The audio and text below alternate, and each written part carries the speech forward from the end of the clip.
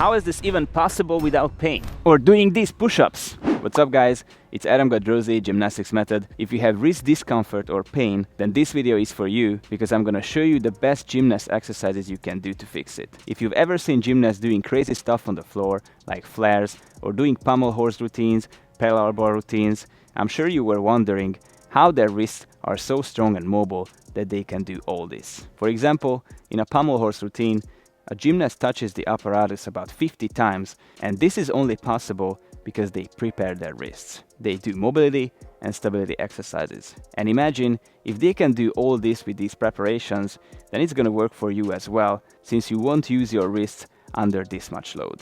The main issue right now for you is that you probably don't even move around your wrists. It's really important to hold the joint, move it around with every possible range of motion. The second important thing will be the strengthening. So if you have the right range of motion and the strength, then you'll be pain-free. So without further ado, let's see a quick overview of the wrist movements, and after that, we'll jump right into the exercises. So your wrists can move the following ways. There is flexion, extension, adduction, abduction, which we also call deviation, and circumduction. The main goal will be to mobilize and strengthen all these movements. First of all, let's see some basic mobility exercises. I'll show you my two favorites, which I usually do at the end of my gymnastic warm-up. The first is like when you're praying and you move around your wrists like this. You go up and then turn, you go down and you come all the way up. All right? And the second one is the basic wrist circles. You fold your fingers together and you just do circles one way and the other.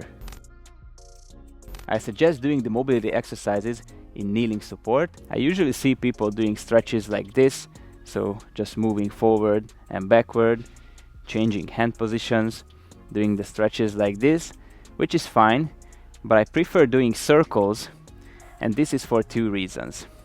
I always say that this is a 3D movement, and when you just move forward and backward, it's a 2D stretch. But why don't we work in 3D and move around the wrists in the biggest possible range of motion like that? Because for example, when you do handstand practice and you want to bail out and you move like this, you know, you always have to step out.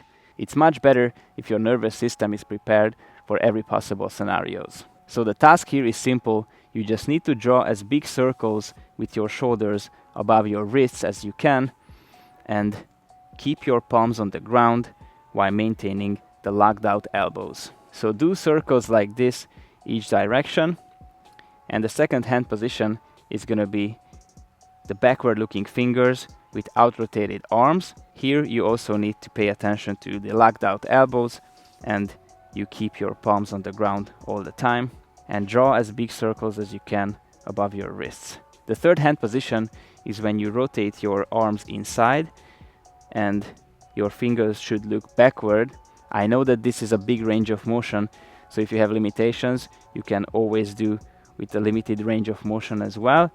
The point is that you should feel the stretch, keep your palms on the ground, and keep your elbows straight. And the fourth hand position is when you do it on the back of your hands. You can do it with backward looking fingers, the fingers looking at each other or looking forward. This is the easiest. This is the intermediate version. It's hard to keep the elbow straight. So if you can't do it, I recommend doing the easier one. And this is the hardest one, when you will feel the stretch a lot. So here as well, you can just do smaller circles and prepare your wrists for the false grip and stretch the extensor muscles of the forearms. So these were all the mobilizations I prefer to do, and we'll get to the strengthening exercises. But if you want to know how exactly implement these into your workouts, check out the link below and get started in the app. Alright, let's get into the strengthening exercises. The first exercise is the palm pulses, where you have to lift your palms off and keep your fingers on the ground. This is going to be a great exercise for any balancing movements on the floor, so doing handstands, handstand push-ups, even for planche leans and planche progressions, because this exercise strengthens the flexor muscles of the forearm and when you lean forward in a position, you have to counterbalance. So you will use this movement and these muscles will help you to balance. If you don't have this mobility, so you can't do the full range of motion as I do, don't worry, just do smaller reps as much as your finger mobility lets you, and the point is to exert the force and feel your flexor muscles.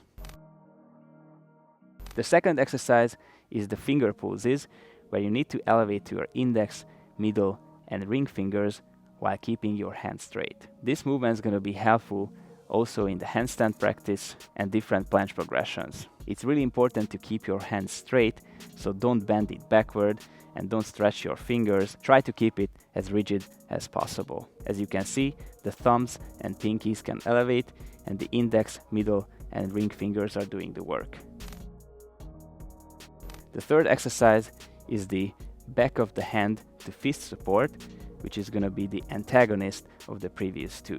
This exercise mobilizes your wrist in flexion and strengthens the extensor muscles of the forearm. Basically, we use it to counterbalance the work of the flexor muscles, so we avoid the one-sided load.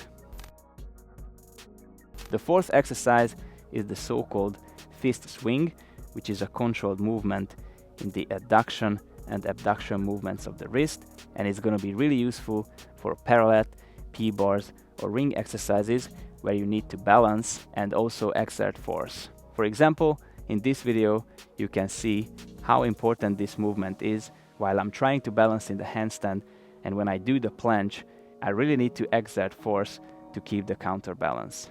It's really important to do this movement on the knuckles and not on your fingers. So if you see it from here, it's more like a parallel hand position, and if you do it wrong, you do it on your fingers and you see that it's going inside and it's really uncomfortable and not good for your wrists.